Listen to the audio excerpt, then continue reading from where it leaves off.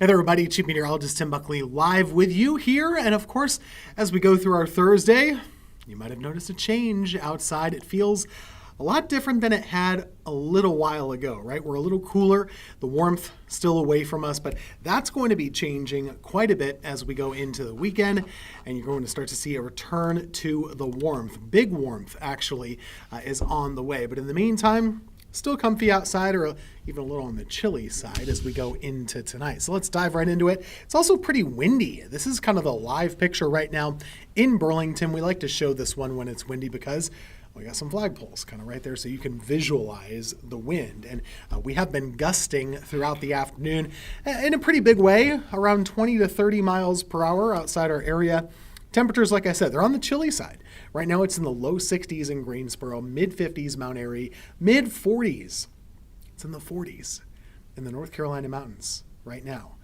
So that is a chill, of course, for this time of year. In fact, you know what? Let's kind of look up there on our Boone camera. Let's see if I can load it up because I'm curious to see how people are dressed as they're going up and down Main Street. I do think it kind of feels a little bit more like a March day rather than a May day. Well, there's actually not too many people out at all along King Street at the moment. They're dressed maybe with some sweaters, I suppose, but they're also a hardy bunch of people, you could call it, up there high on the mountain. Now, overnight tonight, where are we going? Well, I'll let you look at these low temperatures because as you can see, we're going to chill down quite a bit. Some upper 30s are possible in the rural areas, low 40s in the country, mid 40s for Greensboro, Winston-Salem, these spots. It's going to be a cool start to the day for tomorrow. You'll definitely notice it feeling a little on the cool side. And this is a little bit of a theme. So something I wanted to point out to you because, I don't know, it just had me interested and I always try and look up these weird things. April and May have been reversed. And I don't know that there's a modern precedent for this, and we'll see if it holds because we're going to be warm next week. This could, get erased quite quickly.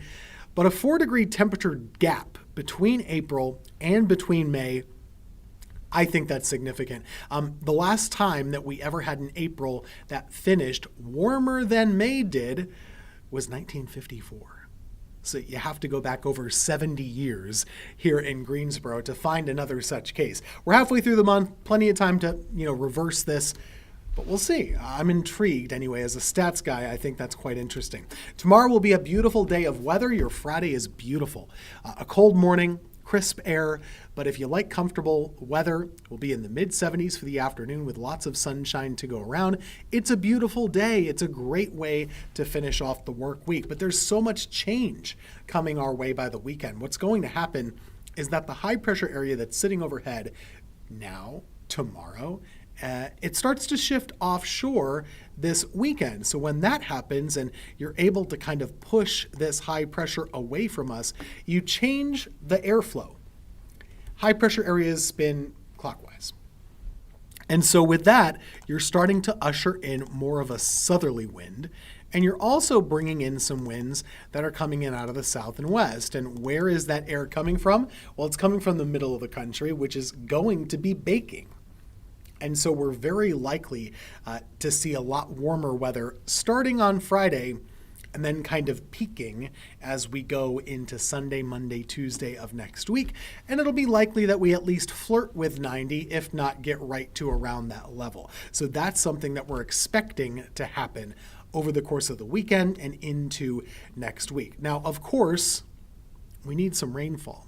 And this is not really the weather pattern that you want to see setting up because when you get to this level, you're not able to get a lot of precipitation. High pressure pushes on the atmosphere. It makes it harder for us to generate showers, storms, and these other things. So it's certainly not going to rain this weekend. And as we go to the early part of next week, we're still stuck in that, we can kind of call it a heat dome, basically, where you have all this high pressure just pushing on us for several days. That's going to linger for a while.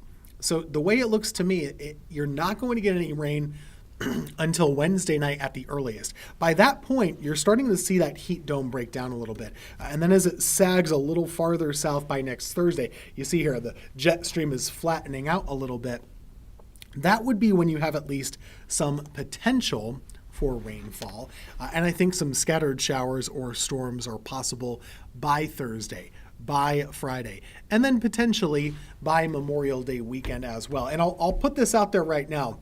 This weekend is going to be more summer-like than Memorial Day weekend will be. This is the hot weekend. Next weekend has the potential to be cooler than average, the way that things are tracking right now. Now, could it rain at all with that weather pattern I was just describing? It's possible, but unfortunately enough, across the country, the area that's going to really get the rainfall is out here.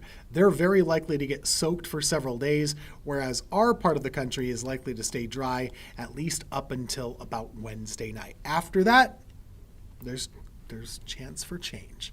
Let's hope, because we need it, and we're going to continue to need it even more strongly. If we do hit 90 degrees, there are a couple of stats that go along with this. Not to mention we haven't hit it since back in August of last year. It's been quite a while. But do we usually get to 90 in May?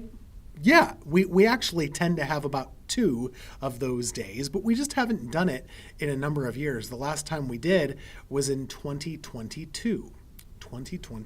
So we'll have to just see where it goes this year around. Now here's your 7-day forecast. Let me pop myself off the screen so you can see it. We have ourselves in the 70s for tomorrow, 80s for Saturday, 90s, or at least close to the 90s after that. And that's how we'll finish the weekend. That's how we'll go into early next week. Temperatures will be right there around that 90-degree mark.